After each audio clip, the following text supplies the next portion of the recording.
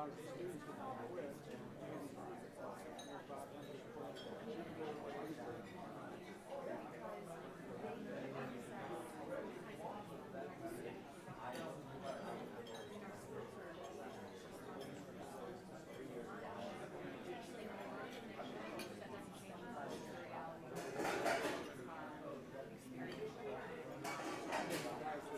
check. 2 minutes.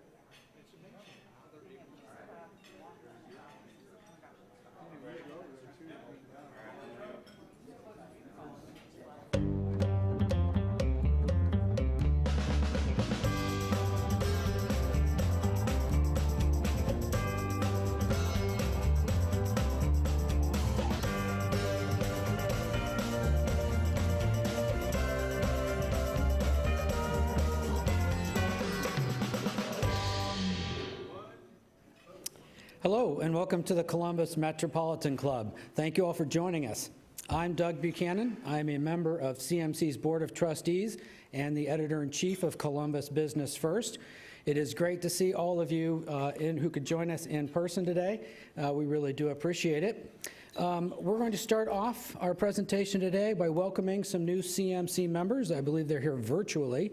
Richard Foster of Management Group, Inc., Justin Hoffey and Kevin Gehring of the Ohio Statewide Development Corporation, and Ginger Haynes of Honda of America Manufacturing. Let's give them a hand for becoming CMC members.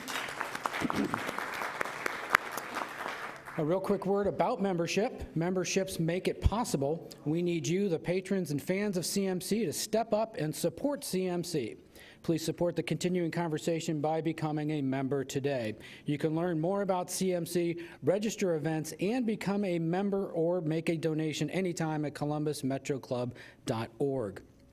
We're live streamed today thanks to our live stream sponsors, The Ohio State University and NCR, and our live stream partners, the Columbus Dispatch, NBC4, and PNC. We'd also like to thank those of you watching today who purchased a virtual seat, and we are very grateful for this support and that we are able to continue live streaming services in large part because of you. Thank all of you. Let's have another hand for everybody who is purchasing seats with us today. Today's forum is sponsored by Huntington and GCAC and our partners, United Way of Central Ohio. Won't you help me please thank them as well for all of our sponsors? Now it's my pleasure to welcome Christina Brown, Central Ohio Director of Community Philanthropy and Engagement at Huntington, to introduce our forum. Christina, please.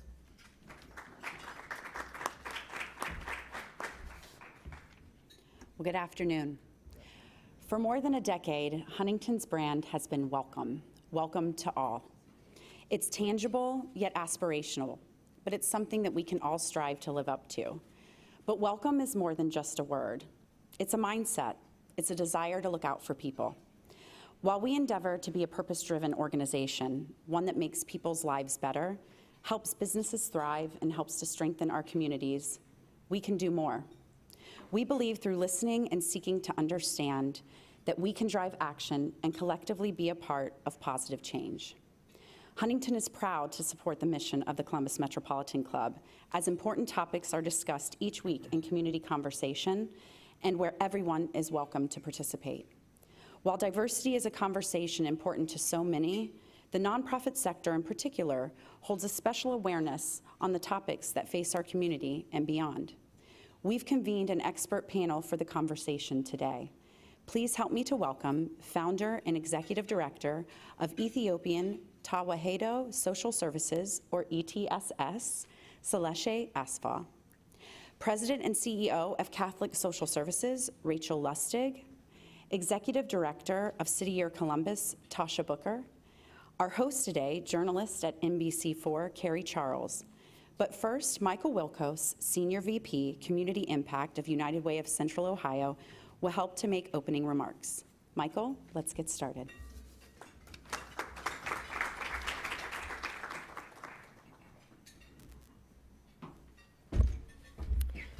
Thank you, Christina.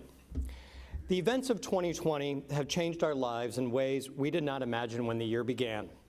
Throughout it all, the Central Ohio nonprofit community has risen to the challenges by serving as the frontline defense for tens of thousands of residents.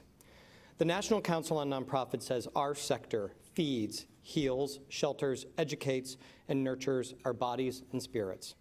They turn our beliefs into actions as promoters of democracy, champions of the common good, incubators of innovation, laboratories of leadership, protectors of taxpayers, responders in times of trouble, stimulators of the economy, and weavers of community fabric. It is for these reasons that 1 in 10 people in Franklin County are drawn to employment in the nonprofit sector. 75,000 of us work every day to bring these values to life. In addition to all of the challenges of 2020 has brought, the nonprofit sector is further challenged to achieve racial equity in its board, staff, and volunteer base. 20 years ago, 75% of Franklin County was white. Now just 62% is white. This significant racial change occurred during a time of rapid population growth, with 250,000 more residents. We are the most diverse county in Ohio, and no other county comes close to our population growth in real numbers. Just the foreign-born population of Franklin County is equal in size to the entire populations of the suburban counties of Morrow, Hocking, Perry, and Madison. However, considering the work that must be achieved in order to move towards greater racial justice, the present moment offers an opportunity to better understand what Central Ohio nonprofits are doing to foster racial equity within their organizations and what resources, supports, or tools may help advance these efforts. I am honored you will soon hear from 3 great nonprofit leaders I respect and admire for their work. The data released today by United Way of Central Ohio was possible because of our partnership with Illuminology, enabling us to survey 92 health and human nonprofit organizations. A special thank you to Illuminology, a social science research firm that applies time-tested and emerging methods from the academic fields of psychology and anthropology to real-world settings. They have helped hundreds of nonprofit, public, and private sector organizations make and measure impact. A huge thank you to Dr. Ori Christel, who leads this organization, and for his leadership for immediately reaching out to United Way and the Human Service Chamber to offer services to help us better understand the nonprofit sector. Thank you, Ori, for your service. This is the 5th in a series of surveys we have done since March. This survey was fielded in mid-September and includes United Way, the Human Service Chamber, City of Columbus, Franklin County, and the Community Shelter Board partner nonprofits. These nonprofits have a combined workforce of 15,000 staff and offer more than 1,000 programs. So what did we learn? About half of nonprofits report making significant progress or taking significant steps toward becoming a more diverse, equitable, and inclusive organization. For others, more work remains. In 2020, just 23% of our nonprofits have boards that have a racial or ethnic composition that is as diverse or more so than Franklin County's population. Staff competition, however, tends to be more racially and ethnically diverse, with 44% of nonprofits having staffs that have a racial or ethnic composition as diverse as the general population. However, this diversity is not equally distributed throughout staff positions. More than 80% of our local nonprofit boards consider diversity when they are recruiting new members, but also when new staff positions are being reviewed. However, not all of our local nonprofits are implementing all of the possible diversity, equity, and inclusion policies or participate in all types of training that might help them achieve the goal of greater racial or ethnic representation. The most two commonly requested resources were funding and training. This includes funds to pay for training programs and for outside consultants to help organizations assess racial equity, improve over time, and measure progress. They also requested funds to actually do work in their organizations to address racial equity and to sustain those efforts over time. Training to help organizations build diverse boards and help board members understand the importance of diversity, equity, and inclusion is preferred. But it was implicit bias that was the most common specific need identified, along with help locating free or no-cost training resources. Some mentioned that trainings tailored to their specific organization, the populations they specifically serve, or that is specific to the Central Ohio market would be most useful. And additionally, access to training that is rooted in best practices and vetted is beneficial to the sector. But it's also assistance in recruiting more diverse boards and staff was the third most common area of support. This includes training to recruit Black, Indigenous, and people of color to serve on boards and find candidates, especially when job and volunteer openings require specific licensures. This requires a stronger pipeline in workforce development and support for professional development to increase the pool of available diverse individuals, an effort which in turn requires addressing systemic racial inequality and its impacts. Survey respondents asked for best practices and models to guide training plans and policy development to address recruiting and other needs. Lastly, some area nonprofits would like to be recognized as authorities in the domain and seek champions to help them continue and expand their work as leaders in racial equity.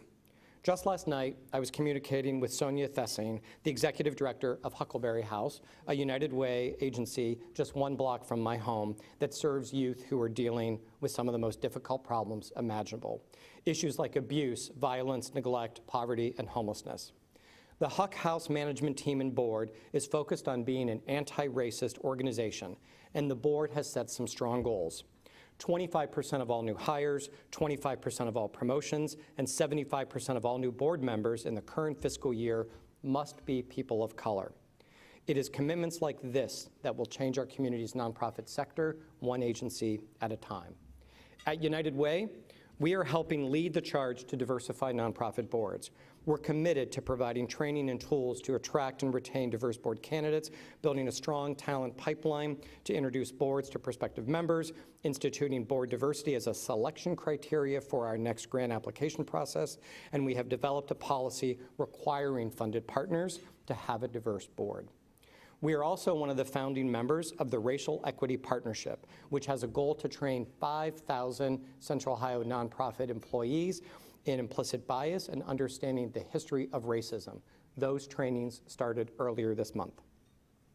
2020 has been a difficult year, a global pandemic that doesn't seem to want to go away, a culture and political war over face masks, a distressed economy that has raised our understanding of the sacrifices of low-wage workers, a summer of social unrest that pitted the public against public servants, and a philosophical debate between individualism over the collective.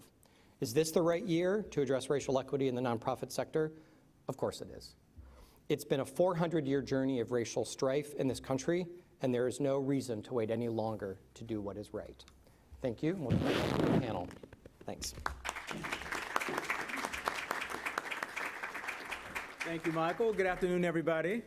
Good to be here and be with you all. I have to tell you all, I didn't sleep well last night. I was tossing and turning, thinking about returning to this building. The last time I was in here, I lost prom king. And so it's interesting to be back in a different forum. And then there was the debate, which I'm sure you all watched. And the thing that's so nerve-wracking when you're a journalist is that you always get booked to do something the day after a debate. And no matter how the moderator went, people are always watching you. So our panelists have agreed to stick with the timing of everything for tonight, this afternoon. So achieving racial equity in your nonprofit, I know it sounds simple. We all understand what that means. What does that mean to each of you individually? Just briefly, how does that show up when you hear racial equity? What does that mean? Tasha.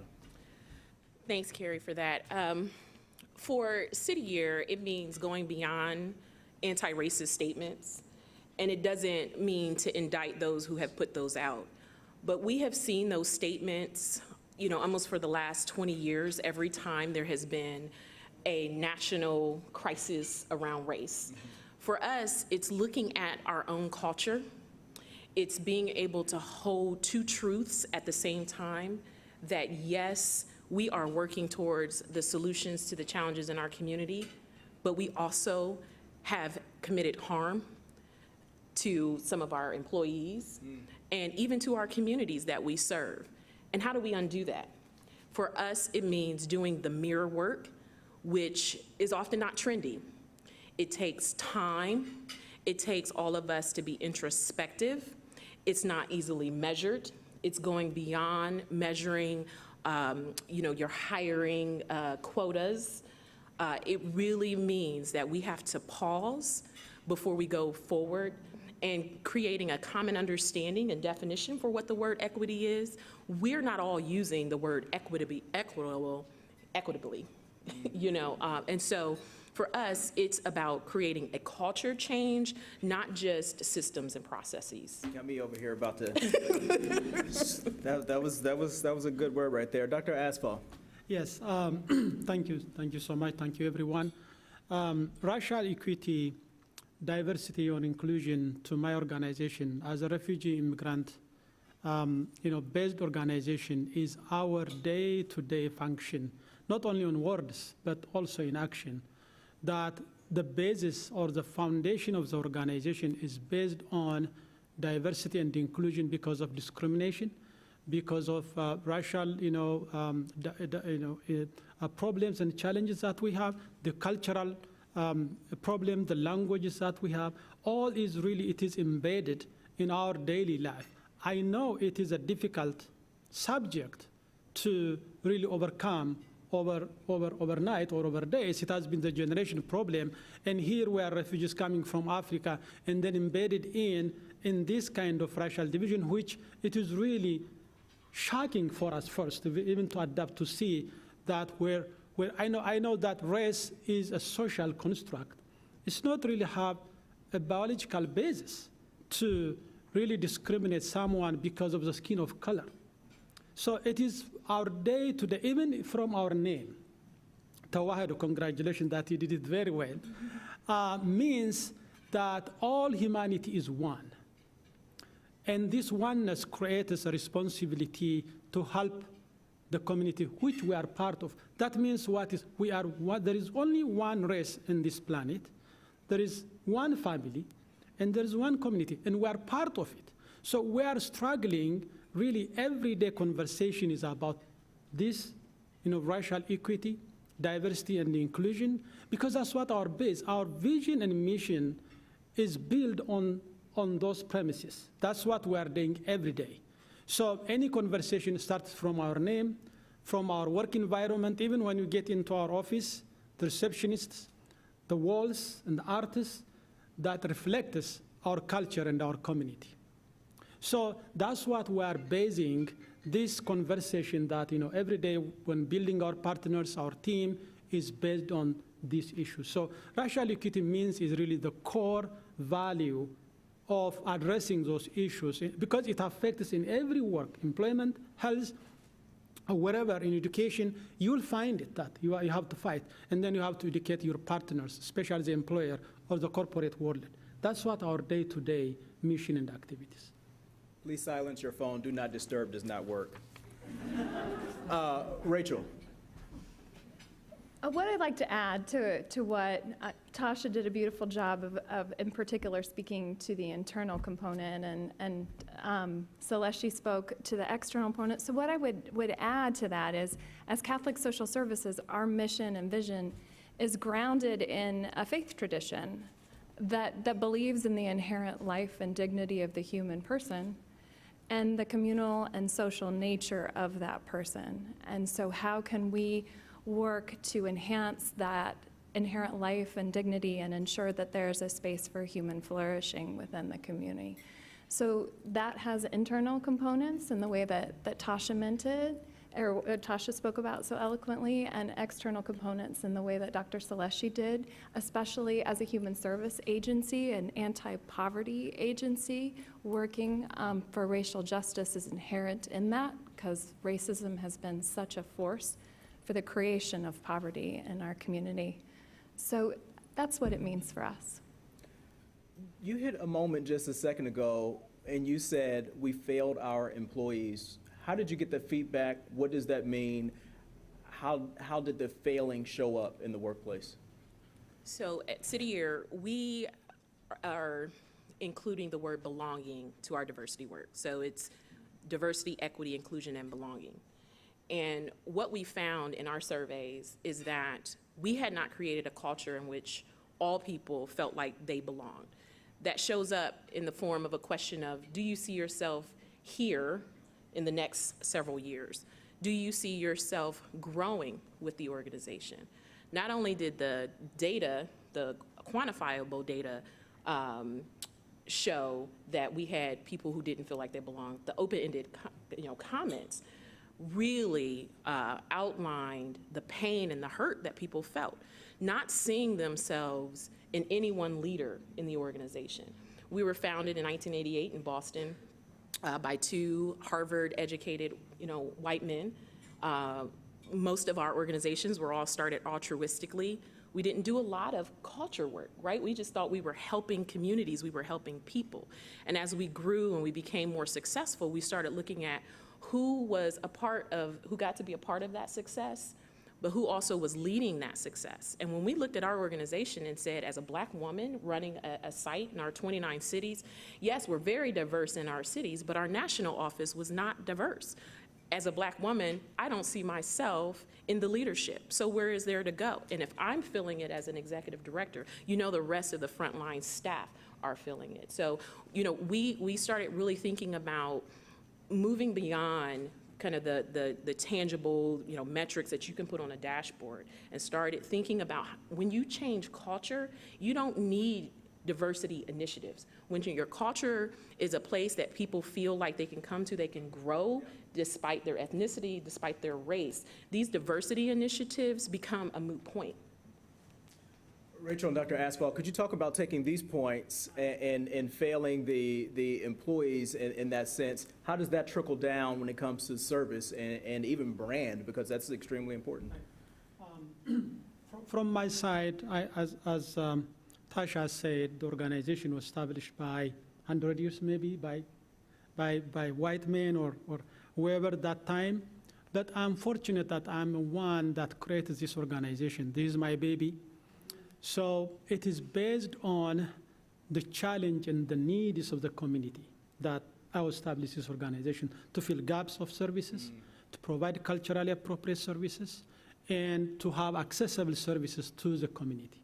So when I build my team, carefully selected that who will be share my vision to really help the community of dream that we are going to passionate to serve. So it's really well designed that my board, my staff, the senior management, the middle management, the frontline staff, and even my partners are really so diverse who really understand the mission and the vision of the organization. So let me give you some statistics. About 60% of my clients are African Americans or African immigrants. About 20% of them are Asian Americans. And then the rest 20 divided between the Latin Americans and white, because there are some white coming from Eastern Europe and the Middle Eastern areas. The board reflects, because all our procedures and policies and the vision that looking is to welcome refugees, help them facilitate their integration and become productive members of our society. To do that, a diverse board, a diverse staff is really a creative and innovative. And you see the results in the program. My board, 70% of my board are multicultural and multi-ethnic groups. Or if you can, I split that, 53% are African Americans, and 13% are Asian Americans, 30% white Americans, and there are some mixed races. The same thing to my senior management. Over 70% of my senior management are women. It's really, I mean, this is my little secret actually. It is really, I have seen that having in your senior management on your staff, having more women, you will be benefited. They are very caring, they are very effective and efficient, and they are really charitable. So it's really, because the team that we founded this organization, because we know our vision, what we can do, is based on that diversity of our staff and our organization, even in our partnership, that when we build in, based on our mission and program design, that are gravitated, really applauding, and we have built that because we cannot do, by ourselves alone.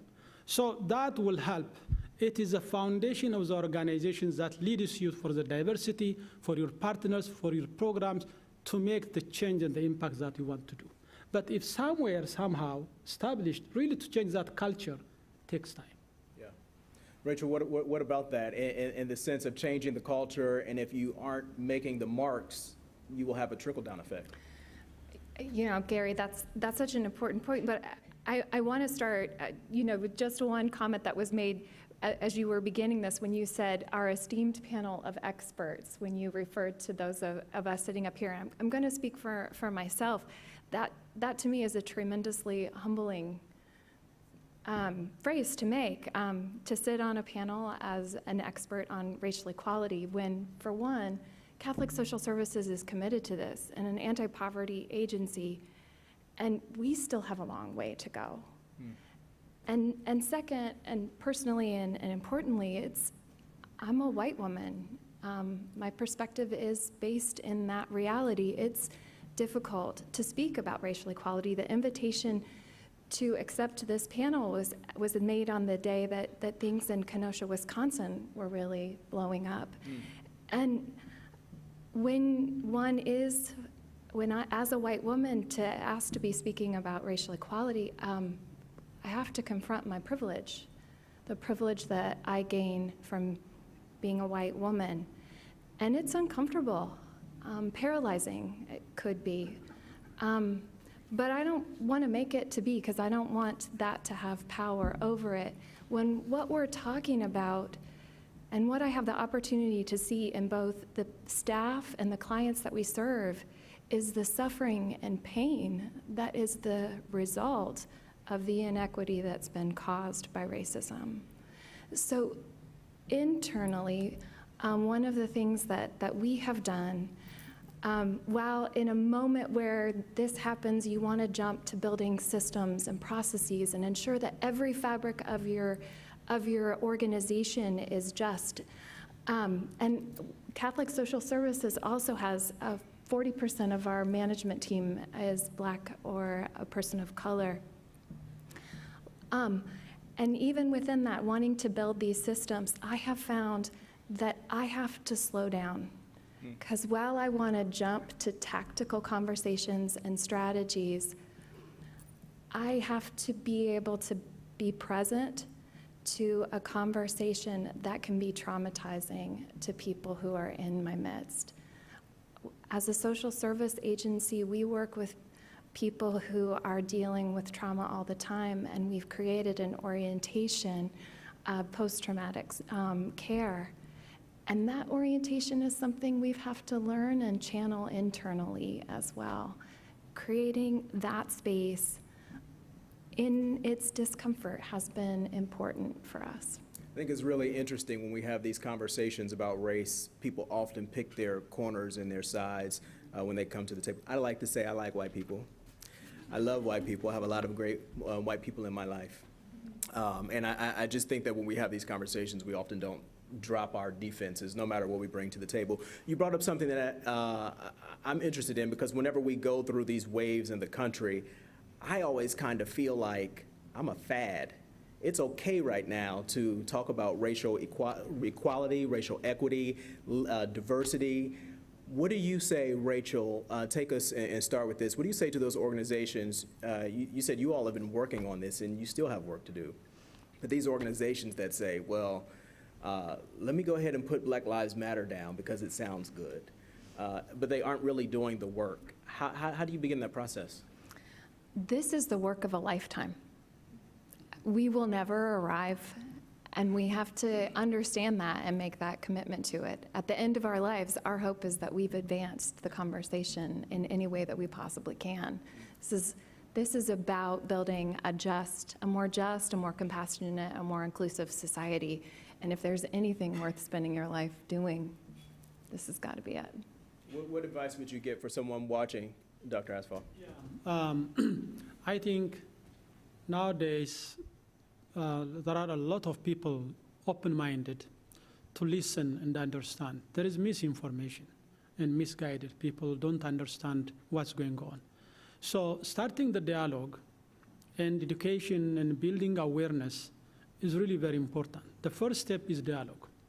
We have to open our arms, honest discussions, like forums like this, and also building partnerships. Through that, nowadays, people are really want to learn more.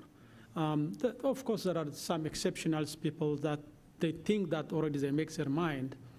But the reality, even look this epidemic, it has a message if we really closely listen what it means. Our future is together. The global pandemic, the global migration, the global environmental warming, global warming, all this is really to open our eyes and to see the only way that we can survive is togetherness. So I think people are starting opening their eyes and their ears. So we have to really to push and invite and engage and be patient. We cannot really, this is systemic for a long, long generation. So, building that kind of dialogue, inviting was different. For example, in our mission, we say that to increase the awareness of our culture and heritage. That's one of the pillars in our mission. Means that we have a culture, we have a value, we are innovative, we are hardworking. We came here to really part of the community, to become productive members of society. So when you start and open the conversation, really people are so interested to listen to you. Maybe one day they will not, but you'll find other ones. For example, a good example that I can really build a relationship, we have difficulties in our employees, especially skilled immigrants and refugees. We have a lot of challenges to find them a placement. The American HR understand their way of looking at resume and interview skills, and the refugee immigrant culture is so different. So, they submitted their resumes, do not call them even for interview. The reason is because they don't understand. There is a need, high-skilled employees that they're looking. A good example is AEP, American Electric Power. It takes us to establish that relationship almost 5 years. But finally, we get the right person, and we start the conversation. He was very interested. Of course, he's an immigrant himself. He listened to us because he knows the pain, the challenge that he has gone through. So with him, the door was open.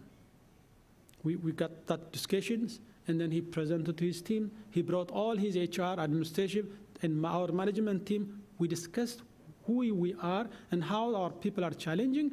We are people, highly skilled people, and also they are looking, positions that to fill in those high-skilled electrical engineers. So with that discussion, there was a lot of actually electric engineers. He was applying. No one was accepting. He applied in Michigan. He got a job in Michigan. But his families are here. So all the weekdays, he worked there in Michigan and came back in Saturdays and Sunday. So they heard this conversation, approached me, and then he sent me a resume right away and said, they listen, and they hire him. And within a year, he got 2 promotions. He proved himself. Because when they see that resume and the interview, they don't think that he can do the job. But after that conversation, discussion, they convince it, yes, because we fill that gap. So we changed the life of the employee, and we really satisfied our partners' workforce need in their community. So these are we don't be really frustrated. Let's continue, keep working, keep dreaming. We will come one day in one table around one. I love that you talk about patience, because I think when people come to the table sometime who haven't engaged in these conversations, we have such a high expectation for them, and sometimes we just need to be patient and let them have that. And just want to add also, building partnership and collaboration is really the current global, kind of main thing to do. And when we build I don't know whether the Partnership for Success, they are a group of professionals of racial equity groups that are providing training for professional development for staff and others. We have really a good relationship, and we are doing that professional development for our staff. So partnership and collaboration is also another way is to strengthen our relationship from the private sector, the public sector, to all cross-sectional activities. Tasha, I want to go back a moment, because when I talked about this being a fad, you were like, I know exactly what you're talking about. What's been your experience when I said that? What came to mind? Lack of trust. If you're a person of color, you've heard these, and seen these vision statements of being anti-racist and inclusive. You've been a part of diversity initiatives. You've sat and were chaired an affinity group. You've come to community conversations with all these promises that there will be change. And then when it's no longer trendy, a year later, you're asking, whatever happened to fill in the blank program? And so if you're a member of the BIPOC, it becomes hard to believe that anyone is going to prioritize your experiences, as either, one of our, our clients, or, even as employees, since we're talking about within the organization, even within organizations. So for us, it's trust. It is being able to, sit in uncomfortable conversations. Just when we start to get somewhere, someone starts crying and it shuts down the entire conversation. And I don't mean to diminish the feeling, because it's raw, right? But in order for us to move past that uncomfortableness, we have to get comfortable being uncomfortable, right? If you're feeling uncomfortable as a non-person of color, imagine what your colleagues, your people of color in your organization have felt every day that they show up to your organization or they're out publicly doing the work. One question we've started asking our development directors and development team who are from communities of color, their experience fundraising. Now I'm gonna get down a whole rabbit hole and I'm gonna stop. I'm not gonna go there, because we could talk all day long around the inequity that leaders of color in running nonprofits feel, or their development teams not being able to have access to high net worth funders for programs like this. So it's who's prioritizing those experiences, who's prioritizing those conversations when it gets uncomfortable, and who's holding them accountable to ensure what we promised in those conversations and meetings actually happens. We're going to have some, open the floor up in just a few moments for some questions from the audience. We hope to get some from the live audience as well. I do want you to go down, don't go all the way down. But I do want you to touch on that. It's a different perspective as a leader of color coming to a board, a nonprofit, other organizations, groups. You have a different experience because I imagine you show up in your organizations already being questioned and judged anyway. Oh, yeah. I looked at these results from the survey, and I'm really grateful that United Way did them. I was not surprised. I think when you're a person of color, these results don't surprise you, right? Because you're experiencing every day. When you look at nationally, 80% of nonprofits are ran by non-people of color. And then when you break it down to the largest 315 national nonprofits, it goes to 90%. And so while we have some great diversity in our staff, which tend to be frontline staff, lower paid staff, our leadership doesn't look or reflect the community, right? We tend to hire people who we think are charismatic, who have access, or they have potential, right? And so then you start thinking about then who wants to sit on that board, right? So you start to recruit people who look like you, who come from the same community, and then who gets access to fundraising, who gets invited to the meeting after the meeting. It impacts our organizations when you are a leader of color and you don't have the same access as maybe your non-leaders of color, and you're doing similar work with similar outcomes. I could ask a company for $2,500 or $25,000, but my white colleague gets to ask for $250,000, and you're like, well, I didn't even know that was an option, right? And so it's deflating and it's demoralizing, and there's no space to have that conversation.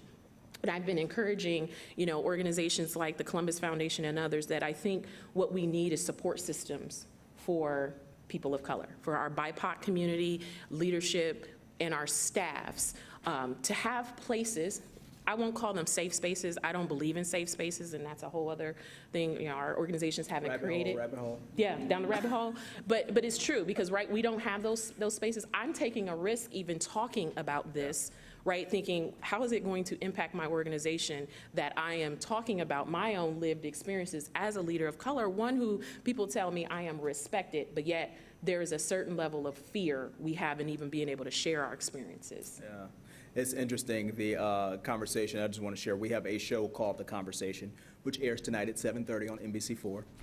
And it's talking about racial equality. And when I joined the station, one thing that I found is that the folks really driving the conversation were all the black folks. And I said, well, there's room for all of us at the table because I've been having this conversation for years with my family and friends. And we need to have other voices in the room. But the burden that when we see, the results of a grand jury decision out of Louisville, that now I have to not just live with that as a black person, but then I have to compartmentalize it so I can tell it as a story. But now I have the responsibility of putting it on air. And some of my non-black colleagues don't take part in that. It's a challenge that you will see white people tonight on The Conversation. It is CMC's tradition to take audience questions. Lainey Cuthbert of CMC is gathering the questions from the live stream audience. So if you are here in our audience, please remember to keep your microphone time to the question. And we thank you for avoiding the editorial comments, as I've been doing all morning. Jane, what's our first question? And I'm Lainey. Hi, Carrie. This is from Amanda Everett. She asks, in a predominantly white community, how do I effectively make the case for the importance of racial equity work? While we lack diversity in our community, we want to achieve more inclusive and diverse population in their events and programming. What advice do you have for looking at current programming and events through a racial justice lens in the field of community placemaking and economic vitality?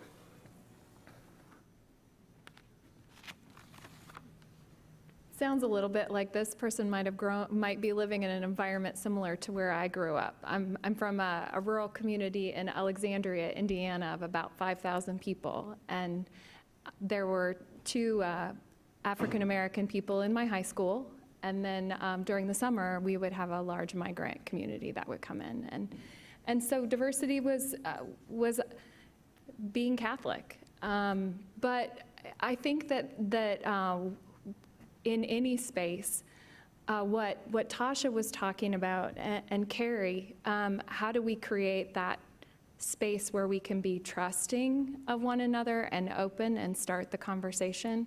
And we start the conversation and we learn and develop conversations where we are.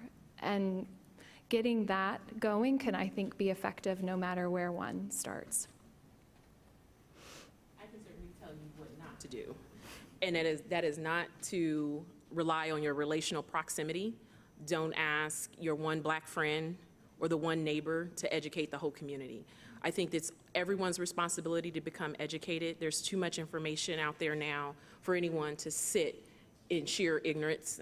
You know, do some research, you know, yourself, and then start to examine your own self, right? It's very easy to want to bring someone in to educate, and it happens to be a one-time event. It has to be constant conversations, and it actually starts at home. You know, I would encourage conversations with your family. It includes stopping inappropriate conversations that happen in your friend groups or within your own family. You can disagree, but not be disrespectful to groups. And so I would say start there.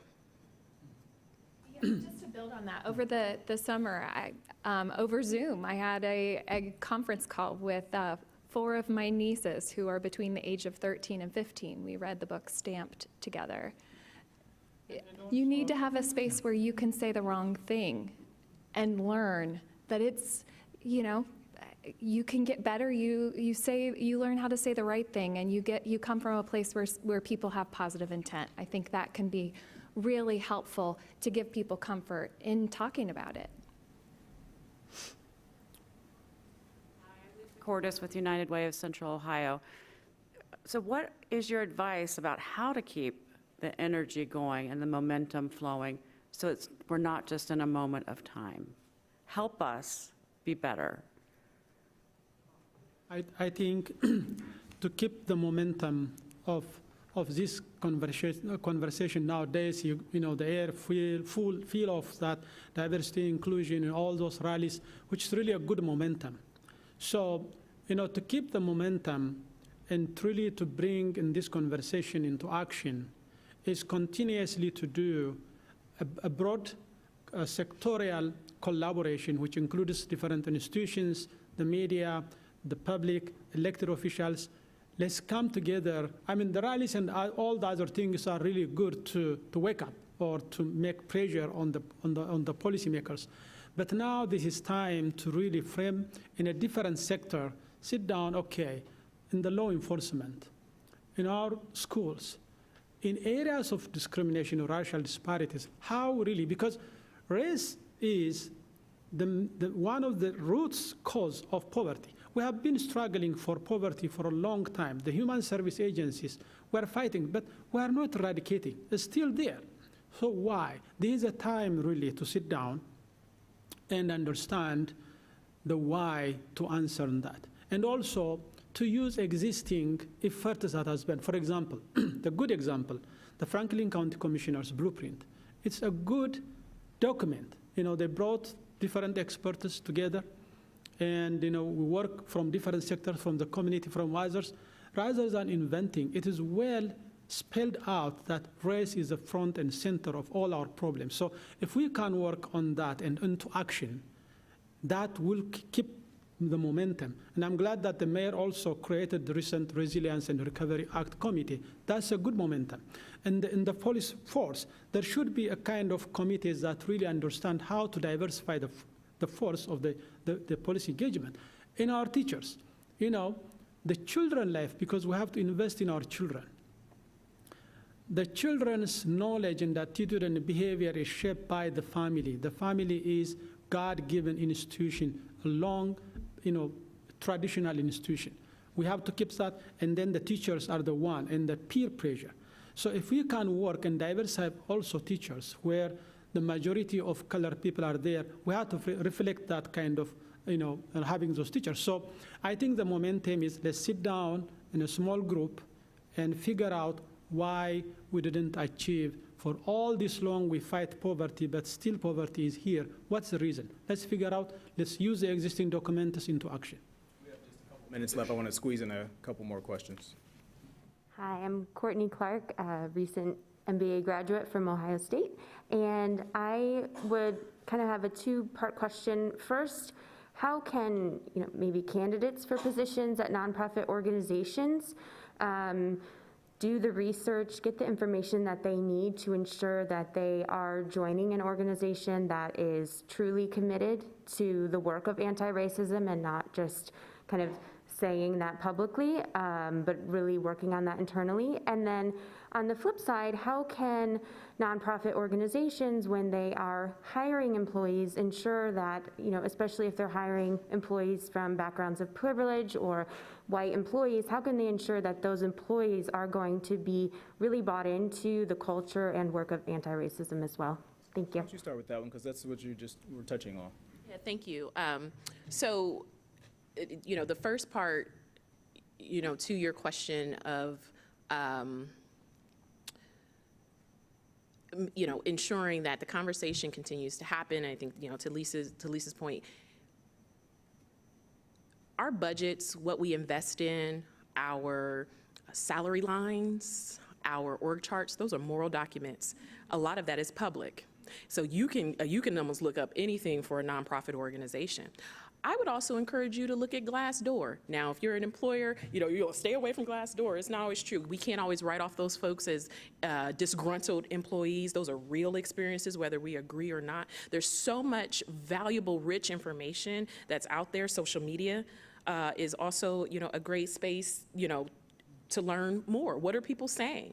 We're now living in cancel culture, right? So it's easy for someone to say, hey, this happened to me, whether we agree or not. That is someone's perspective, and I think it's clearly important. And I would just ask, in an interview, if an organization or a company is steeped in racism work or equity work, they would have no problem eloquently sharing their vision. And then they're going to ask you, right? Give me examples. I would even start to ask, like, what circles do you hang in? Looking at what organizations are you affiliated with? Where do you volunteer? Where do you spend your time, right? Because that will show up. And if I look and you're maybe a white candidate, and I'm saying, everything you do seems to not be steeped in diversity, I might question and I might push you on that. Not saying we will disqualify you for that, because you may have the skills and talents we're looking for. We want you to be able to grow and adapt to our culture. We're not going to automatically disqualify you because you might not fit in, but we hope that you remain coachable. As my mentor used to say, you have to always remain coachable. And that's also how we keep the momentum going, to Lisa's point. Anything we prioritize, if it's important to us, we prioritize responding to this pandemic. Now that we have named in Columbus and Franklin County that racism is a public health crisis, then we have to operate with that same level of urgency. So keeping the momentum shouldn't be as challenging when we're steeped in that work. And I think nonprofit agencies are proximate for us to keep that momentum alive. Jump out of her seat. I'm sorry. I get excited. Well, first off, congratulations on your degree. The second, I would say there's truth in cliches sometimes, but the proof's in the pudding. Look at what they've done. How have they, people operationalize their strategy, and where have you seen that organization take its values into the community, especially human service nonprofits, but not exclusively. I mean, Celeste's sitting here talking about how he created an organization in order to respond to racism. We took a food pantry on the west side of Columbus and turned it into the Our Lady of Guadalupe Center to create a community place for Hispanic immigrants who want to build a new life for themselves to be able to do that. Look at the results that the organization has made. How have they taken that commitment to racial equity and turned it into transformational programming? We have time for one more question. Okay, kind of along the same lines, Lori Keating is saying that their organization has made a $500,000 commitment to support initiatives addressing systematic racism in the justice system. Yes, but this has never been their focus in the past. and their board and their grants committee consists entirely of lawyers, and I will underline probably not an extremely diverse group of people, per their regulations. She's asking how would be a good way to educate the grants committee and the board about what to look for in an effective initiative and who should they bring to the table from the community.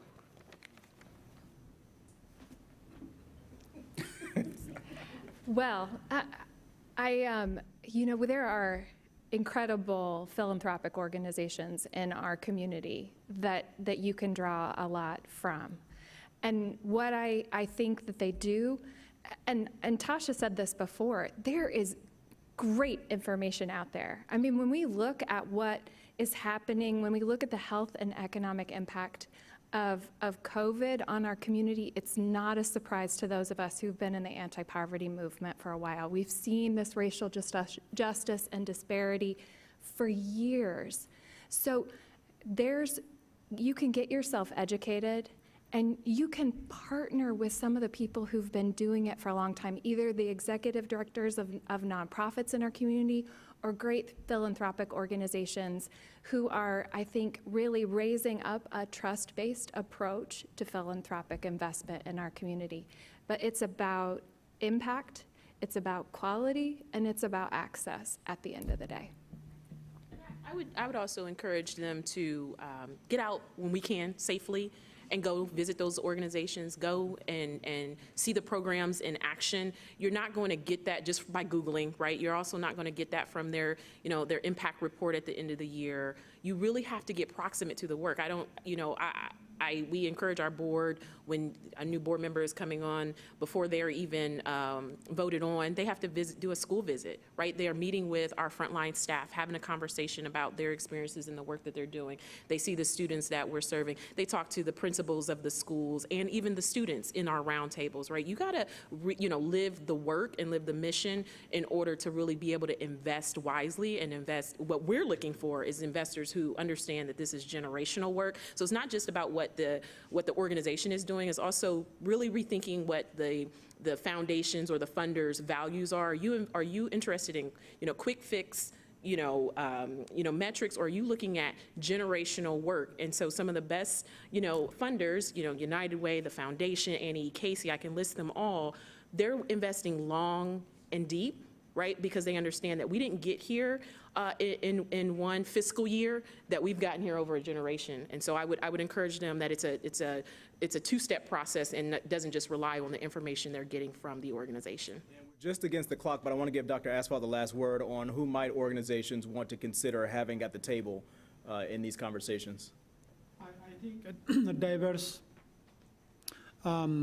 human services organizations should be in the table for a discussion from different sectors, maybe those who provide employment, or those provide from health, or from the cultural and diversity groups, refugee, immigrant, new Americans. So I think you can pick and then having that kind of conversation.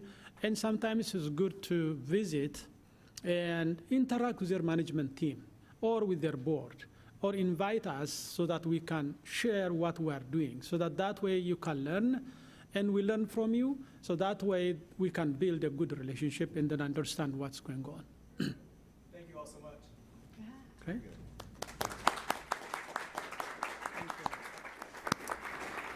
Well, great. I hope that you found today's forum inspirational and interesting. Next week, on October 3rd, CMC, Nationwide Children's Hospital, and the Wexner Medical Center present our Optimal Health series with a look at the crisis in domestic violence. Thanks to today's sponsors, Huntington and GCAC, our live stream sponsors, NCR and The Ohio State University, partner United Way of Central Ohio, our live stream partners, PNC, NBC4, and the Columbus Dispatch, and to our online virtual seat patrons. Thank you all. Let's have a hand for our sponsors. And finally, a thanks to our speakers, Rachel Lustig, Celestia Asfa, Tasha Booker, Carrie Charles, and Michael Wilkos. Thank you all for being here. Thank you for your contributions. We hope to see you again soon, but until then, be well and stay safe. Have a good day, everybody.